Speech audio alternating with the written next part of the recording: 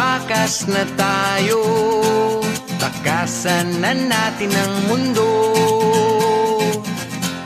Magtago papalayo sa mas tahimik at payapang mundo. Umubulong ang hanging amihan at huni ng ibon. Dumudulog at tinatawag na tayo ng bundok.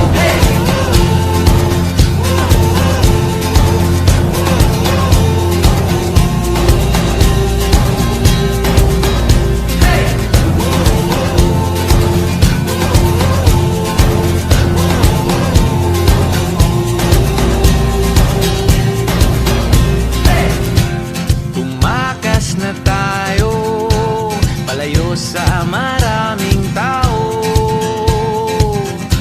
Tumiwalay at magtago sa maingay at malabong mundo.